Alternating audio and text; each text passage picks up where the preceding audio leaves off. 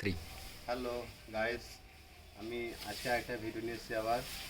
যে আমরা যে কাজগুলো করছি 3 mm গ্যাপ করে, তো আমাদের যে সিঁড়ি কাজটা হয়েছে, যে আমাদের সিঁড়ি কাজটা করা হচ্ছে, এটাতেও আমরা 3 mm গ্যাপ করে কাজ করছি।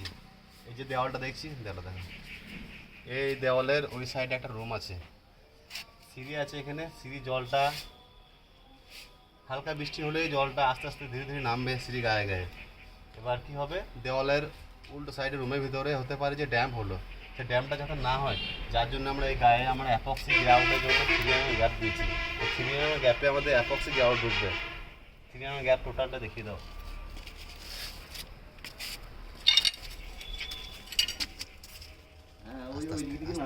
হ্যাঁ, ওঠো আস্তে, ওঠো ওঠো আস্তে আস্তে।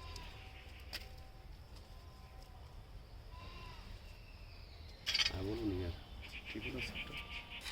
তো অবশ্য আমরা দেখে বুঝতে পারলাম যে এই ধরনের কাজ করলে অবশ্য অনেক কিছু মানে সমস্যার সম্মুখীন হতে হবে না।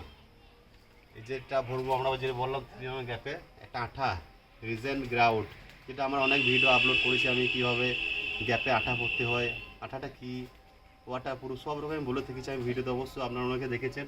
এবার আপনাদের মনে অনেক প্রশ্ন আসতে পারে যে এখানে কি করা আছে। না, এখানে করা নেই, তার কারণ হচ্ছে এটা আমরা অ্যাডোসিভ টাইলসটা অ্যাডোসিভ দিয়ে লাগিয়েছি, মানে কোনো মশলা বালি দিয়ে লাগাইনি, আমরা টোটালটা অ্যাডোসিভ দিয়ে লাগিয়েছি। যেটা অনেকে জানে এই জিনিসটা, মানে সিমেন্টের মতো যে জিনিসটা, ক্রিম একটা অ্যাডোসিভ ক্রিম, সেটা দিয়ে সমস্ত টালি রাইজা সব লাগানো আছে। এবং এটা জয়েন্টটা ল্যাটেক্স দেওয়া আছে, একটা আঠা দেওয়া আছে, এটাতেও একটা মিহি ধরনের জয়েন্ট হয়, ওটা আঠা। এটাতে আঠা দিলে খুব ওইটা মানে অ্যাপক্সির মধ্যে জমে যায়। এটাতে ওয়াটার প্রুফ, এটাও হয়ে গেছে অলরেডি, কিন্তু এটা আরও উন্নত মানে ওয়াটার প্রুফ করেছে, যাতে জলটা ওইদিকে না গড়ে যায়। উল্টো পাশে যখন বাড়িটা যখন রং হয়ে যাবে, রুমের ভিতরটা দেখতে বাজে লাগবে। যখন ওইদিকে যখন ড্যাম্প হবে, তখন রঙগুলো আমরা অনেকে জানি ড্যাম্প হয়, তখন রঙগুলো ছপ হয়ে যায়। সেটা এই ধরনের কাজ করলে অবশ্যই ওইদিকে উল্টো দিকে ড্যাম্পটা হবে না, কারণ এইসব কাজ একবারই হয়, বারবার তো হয় না।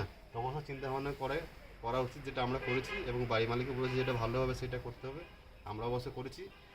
এই অভিজ্ঞতা যদি ভালো লাগে, এই ভিডিও যদি ভালো লাগে, অবশ্যই একটা লাইক কমেন্ট শেয়ার করবেন। থ্যাংক ইউ, ধন্যবাদ বন্ধুরা।